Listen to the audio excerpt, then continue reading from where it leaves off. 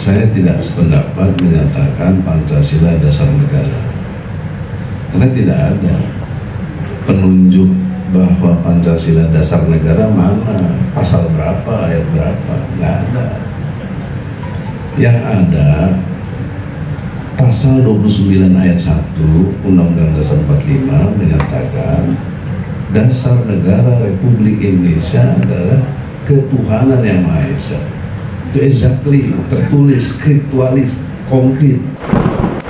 Ustadz Egy dan teman-temannya jangan menyebarkan kebodohan massal yang menyatakan bahwa dasar negara kita bukan Pancasila, karena dasar negara kita adalah Pancasila, dan itu dikuatkan oleh Memorandum DPR-GR tanggal 9 Juni tahun 1966 yang kemudian disahkan oleh TAP MPRS nomor 20 tahun 66 dan kemudian dilanjutkan oleh berbagai undang-undang pembentukan peraturan perundang-undangan gitu ya, dan ditegaskan diamini oleh para pelaku sejarah kelahiran Pancasila dan perumusan Pancasila sebagai dasar negara.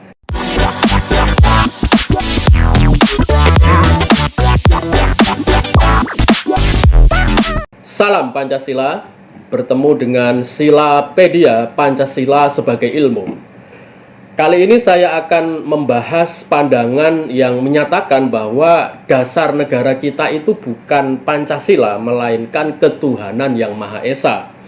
Nah, pandangan ini diwacanakan oleh Ustadz Egy Sujana ya, yang merupakan pengacara di dalam isu-isu keislaman, dan juga diikuti ya, pandangan ini diikuti oleh beberapa aktivis di pergerakan Islam seperti di Majelis Mujahidin Indonesia. Nah, pertanyaannya, apakah pandangan ini benar? Menurut saya salah, begitu ya. Sehingga Ustadz Egy gitu ya, dasar negara kita adalah Pancasila, bukan hanya ketuhanan yang Maha Esa, karena ketuhanan yang Maha Esa merupakan bagian dari Pancasila, kan gitu ya. Sedangkan Pancasila itu memuat 4 sila lainnya. Nah, saya akan menyanggah pandangan ini melalui 2 argumentasi. Yang pertama argumentasi yuridis, yang kedua argumentasi historis. Nah, argumentasi yuridisnya adalah ya, bahwa itu kan, kalau Ustadz Egy ini kan didasarkan atau mendasarkan argumentasinya pada ayat 1 pasal 29 Undang-Undang Dasar yang menyatakan bahwa negara berdasarkan ketuhanan yang Maha Esa, kan begitu kan? Sehingga kemudian menurut dia itu kan ayat di dalam pasal Undang-Undang Dasar yang eksplisit menyatakan tentang dasar dari negara kita adalah ayat 1 pasal 29 itu ya, yang menyatakan bahwa negara berdasarkan ketuhanan yang Maha Esa. Nah, Ustadz Egy ya, dengan segala hormat, Anda tidak melihat babnya itu bab tentang apa gitu loh di dalam pasal 29 itu, kan gitu kan. Karena kan kalau kita baca Undang-Undang Dasar itu kan ada bab tuh ya kan. Ada bab tentang bentuk negara dan kedaulatan negara ya, ada bab tentang MPR, ada bab tentang DPR gitu ya, ada bab tentang Kementerian Agama gitu ya, dan ada bab tentang agama. Nah, ini adalah bab 11 gitu ya, yang di dalamnya memuat pasal 29 yang memiliki 2 ayat. Ayat pertama menyatakan bahwa negara berdasarkan ketuhanan yang Maha Esa. Ayat 2 menyatakan warga negara memiliki kebebasan dalam beragama dan berkeyakinan. Pertanyaannya adalah gitu ya, apakah pasal ini merupakan pasal tentang dasar negara? Tentu bukan kan. Pasal 29 ini adalah pasal tentang agama gitu loh, pasal yang merupakan bagian dari bab agama. Jadi babnya bukan tentang dasar negara, Ustadz, gitu ya. Nah, kalau kita lihat di dalam sejarah penyusunan Undang-Undang Dasar, sebenarnya pasal 29 ini merupakan turunan ya dari sila ketuhanan yang Maha Esa atau sila ketuhanan yang ada di dalam dasar negara, yang ada di dalam alinea keempat pembukaan Undang-Undang Dasar, begitu loh. Maka kemudian ya, kalau kita lihat di dalam sidang kedua BPUPK tanggal 10 sampai 17 Juli ya, terutama di tanggal 14 Juli itu kan penyusunan pasal 29 ini awalnya kan mengikuti Piagam Jakarta, kan gitu kan. Jadi ketika Piagam Jakarta ya, rumusan dasar negaranya itu menyatakan bahwa sila ketuhanan bernuansa syariat Islam, ketuhanan dengan kewajiban menjalankan syariat Islam, maka pasal 29 ayat 1-nya mengikuti sila ketuhanan itu, sehingga pasal 29 ayat 1 di dalam versi Undang-Undang Dasar versi Piagam Jakarta gitu ya, itu berbunyi negara berdasarkan ketuhanan yang Maha Esa, ketuhanan dengan kewajiban menjalankan syariat Islam gitu. Nah, kemudian ketika ketuhanan yang bernuansa syariat diganti dengan ketuhanan yang Maha Esa menjelang sidang PPKI tanggal 18 Agustus begitu kan. Lalu ayat 1 dari pasal 29 mengikuti gitu loh sila ketuhanan yang Maha Esa, sehingga berbunyi negara berdasarkan ketuhanan yang Maha Esa. Itu artinya apa? Artinya gitu ya Ustadz Egi, ya pasal 29 itu adalah penjelasan atau turunan dari sila ketuhanan gitu loh yang ada di dalam dasar negara, sehingga gitu ya pasal 29 itu bukan pasal tentang dasar negara, tapi pasal tentang ketuhanan atau tentang keagamaan yang merupakan turunan dari dasar negara. Dasar negaranya ada di dalam alinea keempat pembukaan Undang-Undang Dasar gitu loh gitu ya. Sedangkan pasal 29 itu hanyalah turunan dari salah satu sila dari dasar negara itu, yakni sila ketuhanan gitu Ustadz Egi gitu ya. Nah, ini adalah argumentasi yang pertama. Sedangkan argumentasi yang kedua dalam konteks argumentasi yuridis adalah gitu ya, ketika Ustadz Egi menyatakan bahwa tidak ada klausul hukum tentang dasar negara Pancasila, ya memang tidak ada gitu kan. Berarti mohon maaf, ini pandangan seperti ini itu tidak memahami teori tentang dasar negara begitu yang ada di dalam ilmu hukum kan gitu kan. Karena kalau kita mengacu kepada misalnya Noto Nagoro ya, yang menggunakan teori Hans Nawiaski tentang Stat Fundamental Norm, tentang pokok kaidah fundamental negara, maka ya dasar negara itu memang tidak ada di dalam batang tubuh Undang-Undang Dasar, tetapi ada di dalam pembukaan Undang-Undang Dasar kan gitu kan, yakni alinea keempat. Jadi dasar negaranya itu tidak ada di dalam batang tubuh Undang-Undang Dasar, karena batang tubuh Undang-Undang Dasar adalah norma hukum kan gitu. Nah, sedangkan dasar negara itu ada di pokok kaidah fundamental negara atau Stat Fundamental Norm, ya, yakni alinea keempat pembukaan Undang-Undang Dasar yang terpisah dari batang tubuh Undang-Undang Dasar gitu ya, dan lebih tinggi dari batang tubuh dan merupakan sumber dari batang tubuh begitu loh. Sehingga kemudian kalau kita mencari pasal tentang dasar negara di dalam batang tubuh Undang-Undang Dasar, ya tidak ada kan begitu ya. Atau kalau kita menggunakan teori Hans Kelsen tentang Grundnorm atau norma dasar gitu ya, berdasarkan Stephen Bau teori yang di Indonesia itu dikembangkan oleh Wakil Ketua MPR Dr. Ahmad Basara di dalam disertasinya di Universitas Diponegoro, maka yang dimaksud dengan dasar negara adalah norma dasar Grundnorm, dan norma dasar itu adalah norma dasar yang berada di atas norma hukum kan gitu kan. Nah, norma hukum itu isinya apa ya? Isinya ya undang-undang dasar sampai undang-undang sampai peraturan pemerintah sampai peraturan daerah kan gitu. Sehingga kemudian memang undang-undang dasar tidak ada di dalam dasar negara itu tidak ada di dalam undang-undang dasar. Dasar negara itu berada di luar dan di atas undang-undang dasar kan gitu kan. Kalau menggunakan teori Grundnorm itu kan, lalu yang ada di alinea keempat pembukaan Undang-Undang Dasar itu apa? Adalah penjelmaan dari dasar negara. Nah, sedangkan dasar negara sebagai Grundnorm itu berada di luar pembukaan Undang-Undang Dasar dan juga batang tubuh Undang-Undang Dasar. Ada di mana? Ada di dalam ranah ide gitu ya, ada di dalam dunia ide, dunia abstrak gitu, yang pada tanggal 1 Juni 1945 itu dicetuskan oleh Soekarno dengan nama Pancasila begitu Ustadz Egi gitu kan ya. Jadi kalau kita mencari misalnya pasal tentang dasar negara, ya tidak ada gitu. Kenapa? Kalau dasar negara dijadikan pasal, maka dia akan bisa diamandemen kan begitu kan. Sedangkan ya dasar negara itu ya merupakan sumber bagi semua pasal dan norma hukum itu gitu. Nah, ini adalah argumentasi yang kedua dalam konteks yuridis begitu ya. Nah, argumentasi yang ketiga dalam konteks yuridis juga itu ya, itu adalah gitu ya.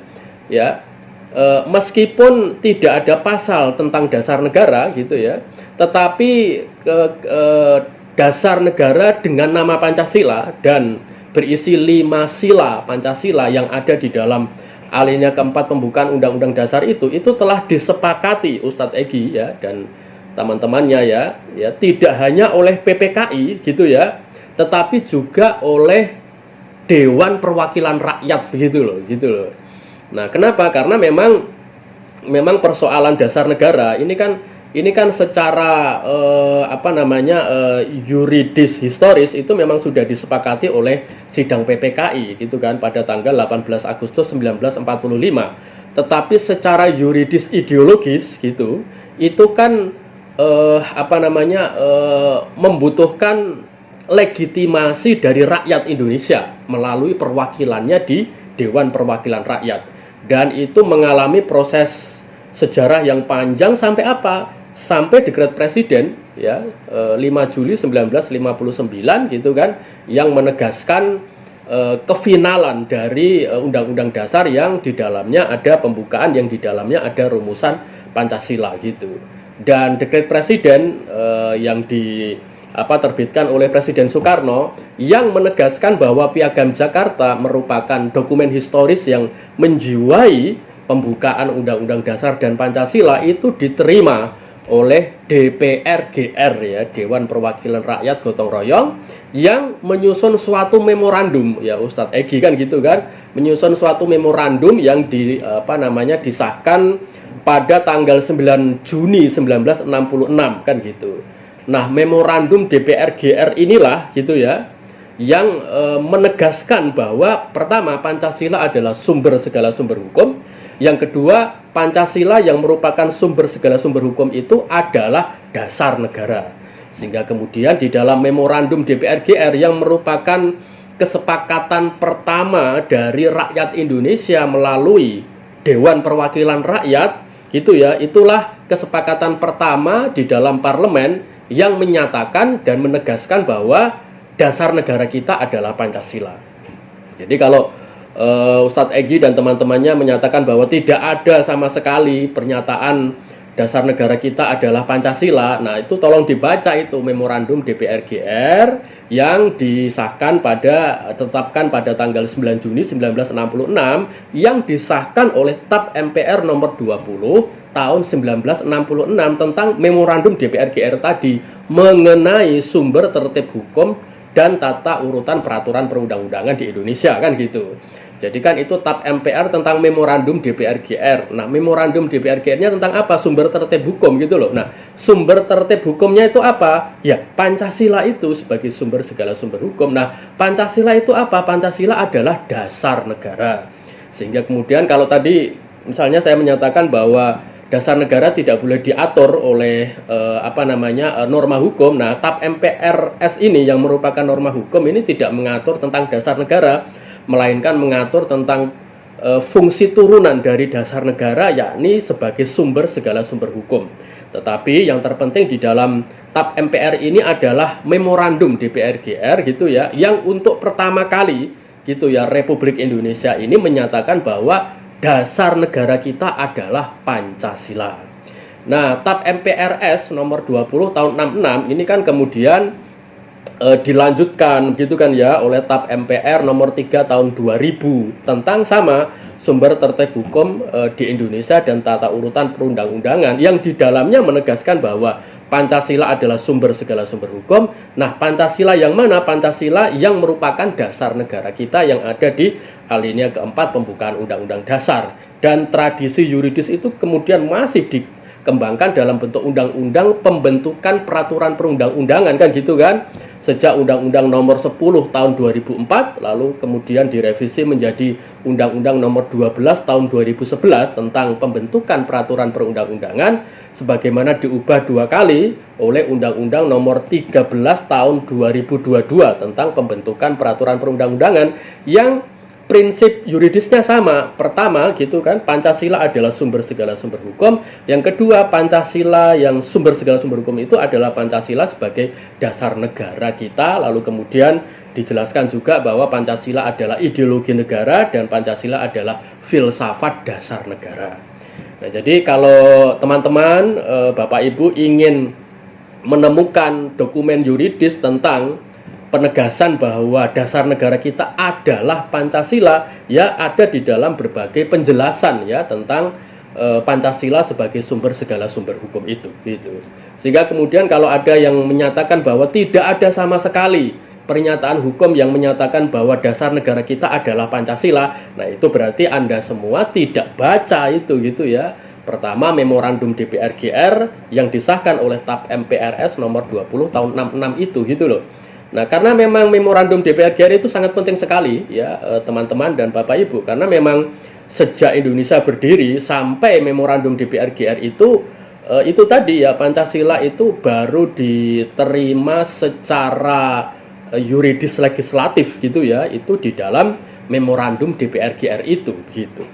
Nah, ini adalah argumentasi yuridis ya Ustadz Egy ya. Nah, saya akan menyampaikan juga argumentasi historis. Sekarang kan muncul pertanyaan kan gitu ya. Lah, di dalam alinea keempat pembukaan Undang-Undang Dasar itu memang Pancasila, wong tidak ada kata Pancasila kan gitu kan. Nah, itu kemudian bisa kita jawab dengan argumentasi historis begitu loh.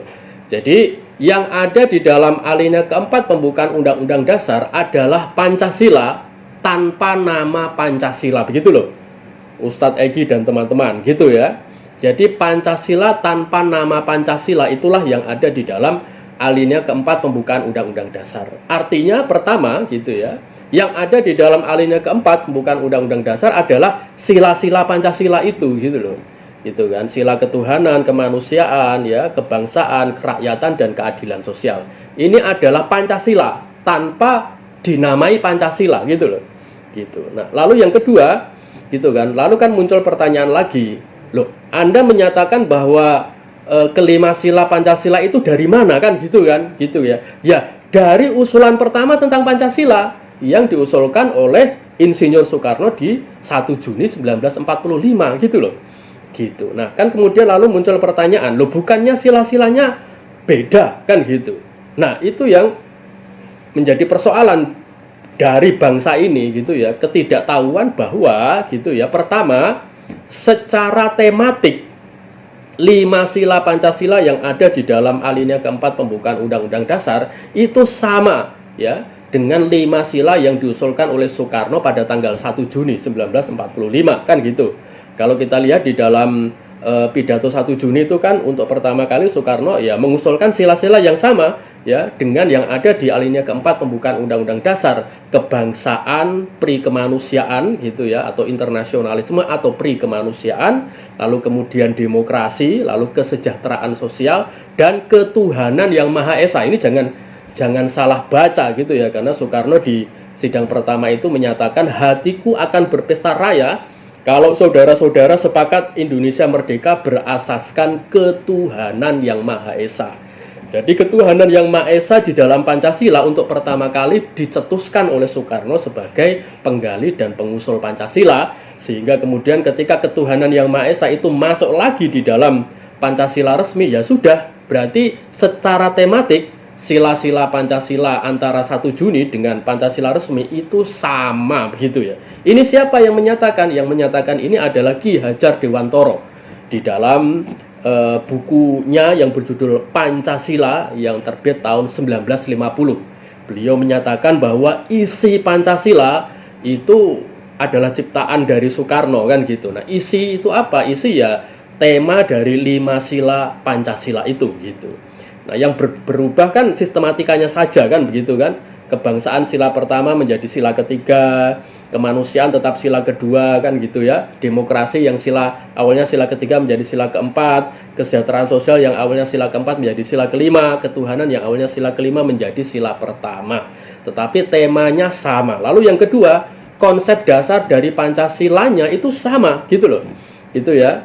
Karena pada 1 Juni gitu kan Soekarno mencetuskan filsafat Pancasila, filosofis Grundslag Pancasila itu sebagai dasar negara nasional yang berketuhanan yang Maha Esa. Nah, ini kan sama dengan Pancasila yang ada di dalam alinea keempat pembukaan Undang-Undang Dasar yang merupakan dasar negara nasional yang berketuhanan yang Maha Esa, kan gitu. Bedanya kalau di dalam usulan pertama Soekarno pada 1 Juni gitu ya, dasar negara nasional itu didasarkan pada ketuhanan yang Maha Esa, karena ketuhanan menjadi sila kelima. Nah, sedangkan di dalam Pancasila resmi, dasar negara nasional kita itu dinaungi oleh ketuhanan yang Maha Esa. Itu kan sama antara didasarkan dengan dinaungi, begitu loh teman-teman.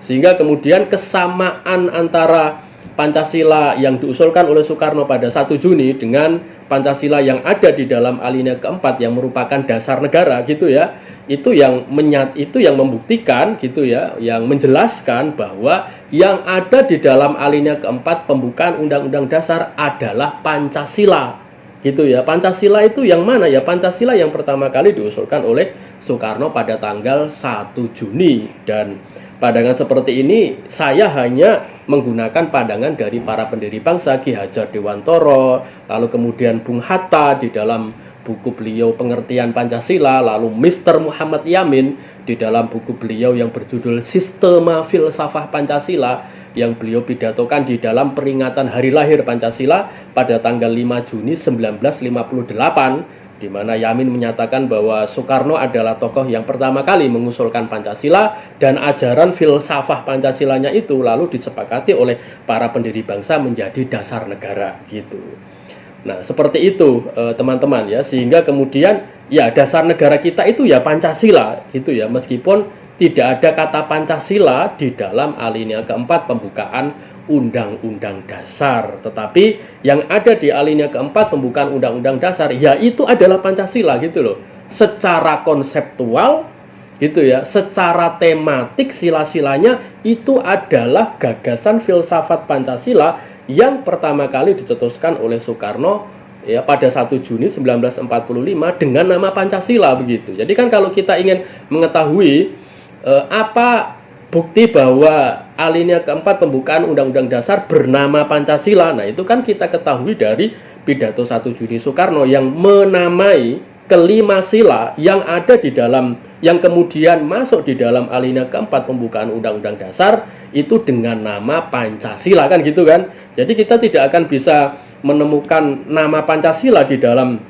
alinea keempat, kita hanya akan menemukan nama Pancasila itu di dalam pidato 1 Juni Soekarno. Nah, sedangkan usulan Soekarno tentang Pancasila pada 1 Juni itu ditetapkan oleh BPUPK sebagai pertama nama dari dasar negara ya. Pancasila menjadi nama dari dasar negara. Lalu yang kedua, sila-sila Pancasila itu gitu ya, itu ditetapkan oleh BPUPK untuk diminta untuk dimasukkan ke dalam pembukaan Undang-Undang Dasar, dan maka BPUPK lalu membentuk panitia kecil gitu loh. Dengan tugas apa? Itu tadi merumuskan kembali gitu ya usulan Soekarno tentang Pancasila menjadi dasar negara dan dimasukkan ke dalam alinea keempat pembukaan Undang-Undang Dasar. Ini siapa yang berbicara seperti ini? Bung Hatta gitu ya di dalam Pengertian Pancasila dan Uraian Pancasila.